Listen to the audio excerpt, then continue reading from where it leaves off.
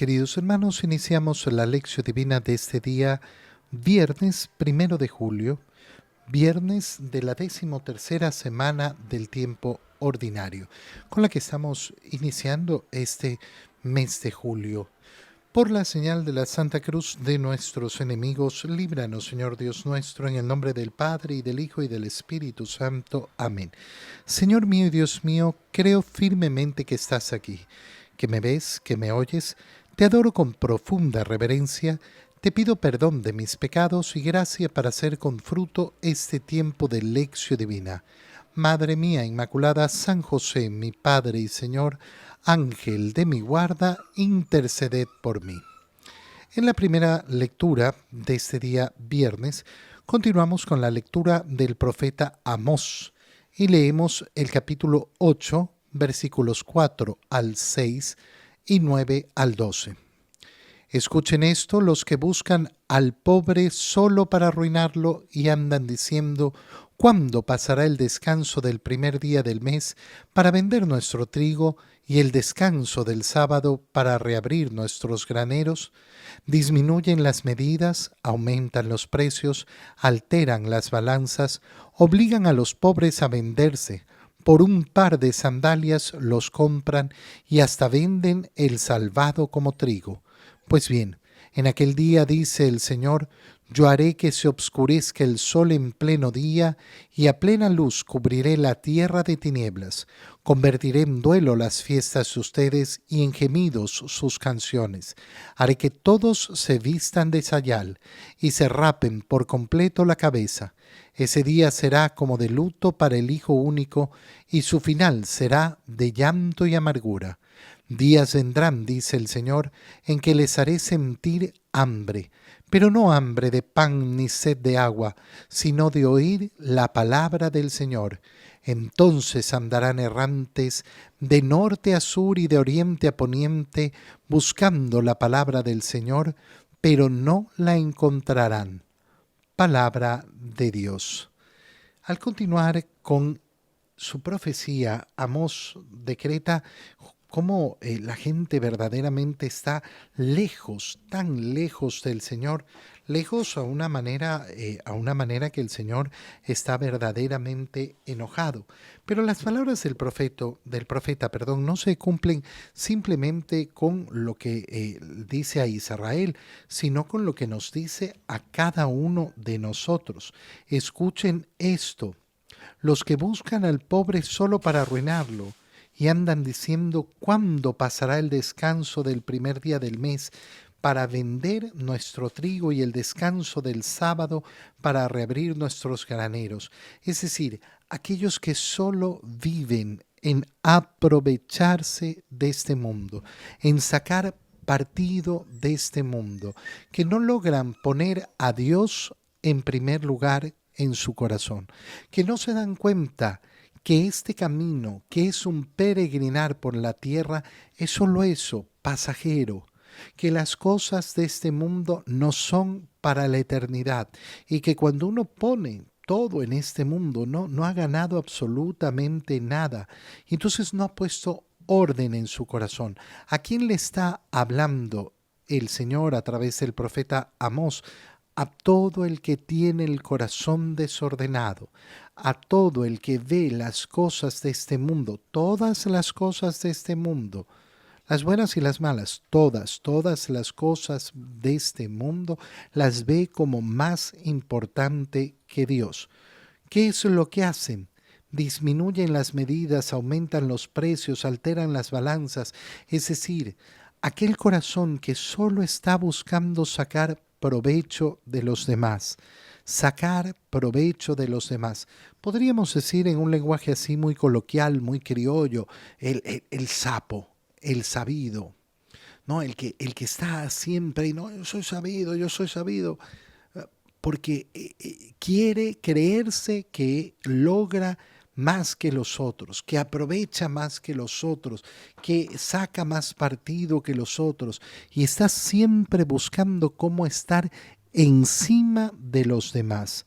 Pues bien, en aquel día, dice el Señor, yo haré que se obscurezca el sol en pleno día. ¿Cuál es este día? Este día es, en primer lugar, lógicamente la referencia es al día del juicio final, el día del juicio final. Pero resulta que ese signo que está dando el profeta Amós ya lo hemos vivido. A las 3 de la tarde se obscureció toda aquella región.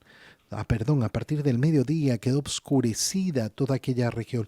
Estamos en el Viernes Santo, hasta las 3 de la tarde en que Jesús exclamó: todo está cumplido, y expirando entregó el Espíritu. Nosotros podemos ver en esta imagen del profeta Amós el día del Señor, el día de la crucifixión del Señor, el día cuando todo ha sido puesto en la verdadera balanza, no la balanza de los hombres, sino la balanza de Dios. Ese día convertiré en duelo las fiestas de ustedes y en gemidos sus canciones. Toda esa alegría falsa del mundo se acabará. Se acabará. ¿Por qué? Porque ya no vamos a buscar alegrías falsas. Aquel que no ha tenido el corazón abierto para buscar la verdadera alegría del Señor, entonces tendrá que darse cuenta. Tendrá que darse cuenta que no era en las fiestas de este mundo, en las alegrías vanas y superficiales de este mundo, donde iba a encontrar la verdadera alegría. La verdadera alegría está en el Señor. Haré que todos se vistan de sayal y se rapen por completo, es decir, haré que hagan penitencia. Ese día será como de luto por el Hijo único, y su final será de llanto y amargura. Días vendrán en que les haré sentir hambre y sed, pero no hambre de comida, no sed de agua, sino de la palabra del Señor. Mira qué tremendo, porque esta imagen es verdaderamente fuerte, de verdad poderosa. El Señor dice: andarán errantes de norte a sur y de oriente a poniente buscando la palabra del Señor. Porque una vez que se termina la vida, si yo no he querido escuchar la palabra de Dios en este mundo, el Señor ya no me la hará oír más. No la escucharé más, y entonces me faltará. Y entonces tendré hambre y sed por la palabra de Dios. Por eso es que nosotros realizamos esta lección divina, porque no queremos tener hambre después. Tenemos hambre ahora. Ahora tenemos hambre de la palabra de Dios y buscamos saciarnos de esa palabra de Dios. Esa es la actitud que tenemos ahora, no en el futuro, no mañana. En el Evangelio, leemos el Evangelio de San Mateo, continuamos con esa lectura, estamos en el capítulo 9, versículos 9 al 13. En aquel tiempo Jesús vio a un hombre llamado Mateo sentado a su mesa de recaudador de impuestos y le dijo: sígueme. Él se levantó y lo siguió. Después, cuando estaba a la mesa en casa de Mateo, muchos publicanos y pecadores se sentaron también a comer con Jesús y sus discípulos. Viendo esto, los fariseos preguntaron a los discípulos: ¿por qué su maestro come con publicanos y pecadores?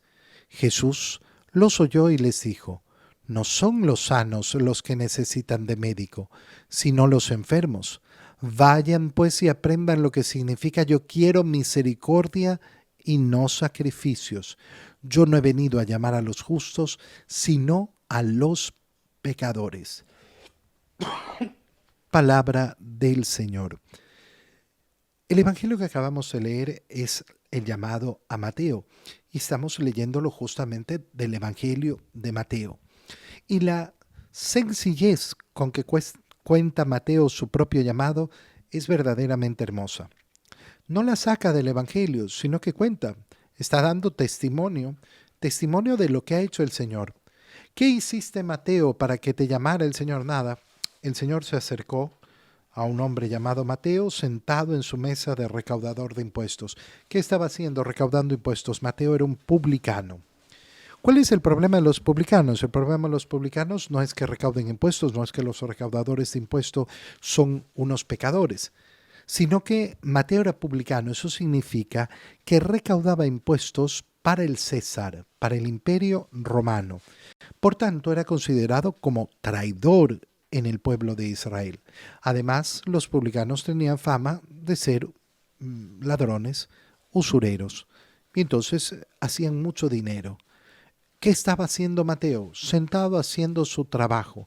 Y es el Señor el que se acerca a él y le dice, sígueme.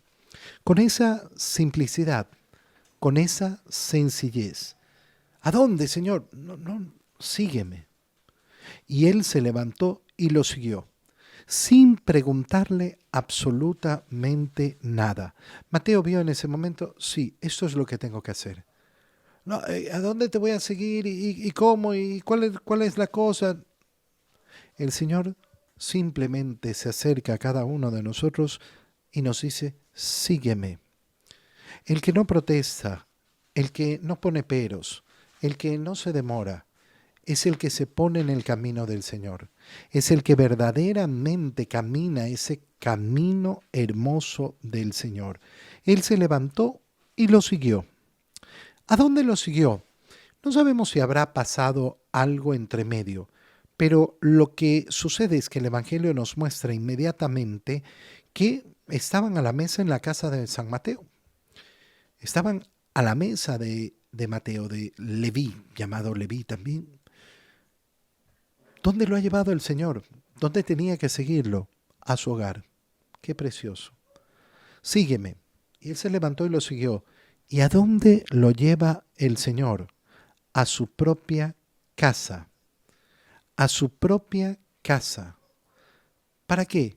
Para que la misión empiece ahí, en el propio hogar. Esto es precioso, es maravilloso. Qué bonito es cuando vemos esta escena. Sígueme. Y él se levanta. ¿Y a dónde lo lleva el Señor? A los suyos, a su casa. Va a brindarle a través de él la salvación a los de su hogar. Esto es precioso y asombroso. En casa de Mateo, sentados a la mesa, estaban muchos publicanos. Seguramente el Señor le dijo, invita a quien quieras. Señor, pero mis amigos son, invita tú a quien quieras, es tu casa. E invita a sus amigos publicanos y pecadores que se sienten atraídos de comer con Jesús y sus discípulos. Los discípulos tal vez también se habrán sentido un poco incómodos porque no pertenecían a esta clase social, porque no sé qué, pero bueno, están ahí con el Señor. Viendo esto, los fariseos son los que protestan y preguntan, no a Jesús, sino a los discípulos. Se van por los lados, por las ramas. Oye, ¿por qué no le preguntan al Señor? No, no, y le van a preguntar a los discípulos. ¿Sabes por qué? Porque quieren sembrar duda. No porque quieren salir de dudas, sino porque quieren sembrar duda en el corazón. Fíjate cuál es la actitud entonces. No queremos resolver nuestras dudas. Queremos sembrar dudas en los corazones de los otros. ¿Cómo así su maestro come con publicanos y pecadores? Pero Jesús no deja que sus discípulos sean los que responden.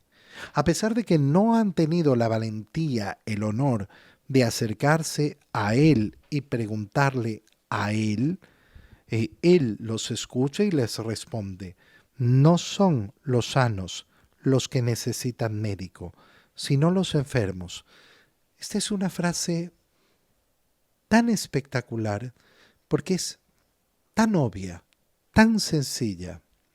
Oye, lamentablemente a veces lo más lógico, lo más normal, lo más de sentido común es lo último que piensan las personas.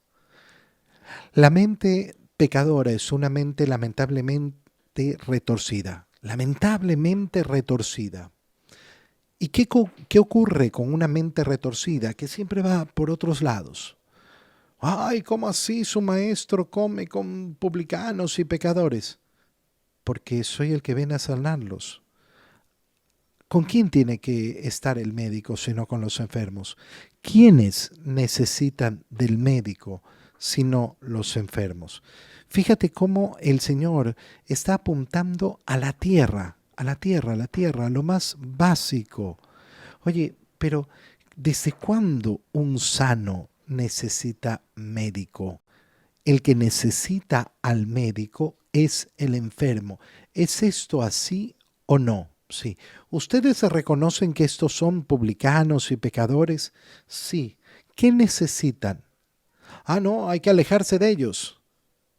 Imagínate esa consigna, ¿no? Médicos, aléjense de los pacientes, aléjense de los enfermos. Ustedes tienen que juntarse solo con gente sana. Absurdo, completamente absurdo. Bueno, como este absurdo nos podemos topar muchísimos, muchísimos absurdos en la vida ordinaria.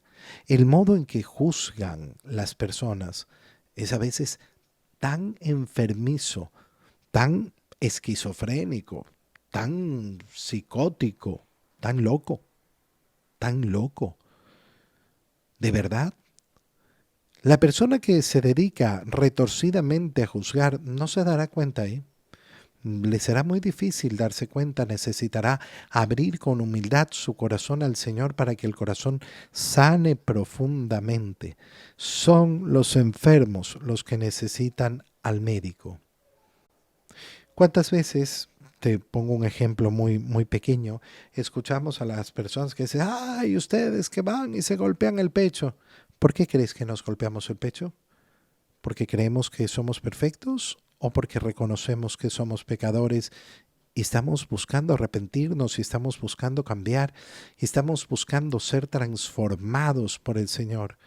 Pero resulta que si yo voy a misa, esta persona me exige que yo sea perfecto. No, pues justamente el contrario, yo me reconozco tan imperfecto, tan deficiente, tan pecador y necesito ayuda. Tal vez tú no vas tan seguido a misa porque no la necesitas. Tal vez no eres el enfermo que necesita al médico. Yo soy el enfermo que necesito al médico. Qué terrible es cuando uno no quiere admitir su propia necesidad, su propia enfermedad y la necesidad de médico que tengo. Termina el Señor diciéndoles, vayan pues y aprendan lo que significa yo quiero misericordia y no sacrificios. ¿De qué sacrificios es de los que está hablando el Señor? El Señor no está hablando de los sacrificios personal de cada uno, sino que está hablando de esos sacrificios ofrecidos en el templo, es decir, el sacrificio de los animales. Estoy preocupado de ofrecer sacrificios, ofrecer sacrificios, ofrecer sacrificios, ofrecer animales muertos, pero no estoy preocupado de buscar al pecador y brindarle la misericordia, de acercar verdaderamente al pecador. Y claro, nos puede suceder a cada uno de nosotros, preocupados de nuestra salvación y no preocupados de la salvación de los demás, preocupados de mi fe y no de esparcir esa fe al mundo porque no es mía, es la fe de la iglesia que necesita ser transmitida a otros. Yo no he venido a llamar a los justos, sino a los pecadores, termina diciendo el Señor. Y claro, cuando yo escucho esta frase digo, bueno, yo sí quiero ser llamado por el Señor. Pero resulta que si yo me considero justo, entonces no soy del grupo a los cuales ha venido a llamar. Yo tengo necesariamente que reconocerme entre los pecadores. Cuidado te pasa, a mí me ha pasado muchas veces hablar con personas que no reconocen sus pecados. Oye, ¿cuáles son tus pecados? No, ninguno. Yo no tengo pecados, yo no tengo pecados, yo no tengo pecados.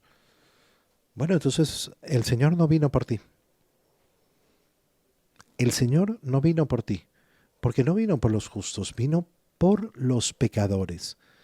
Yo prefiero estar en ese grupo. Sí, gran pecador, que pide clemencia y misericordia al Señor y que por ese mismo motivo la brinda a los demás.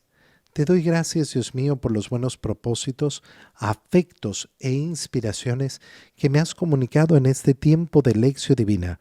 Te pido ayuda para ponerlos por obra. Madre mía Inmaculada, San José, mi Padre y Señor, Ángel de mi guarda, interceded por mí. María, Madre de la Iglesia, ruega por nosotros.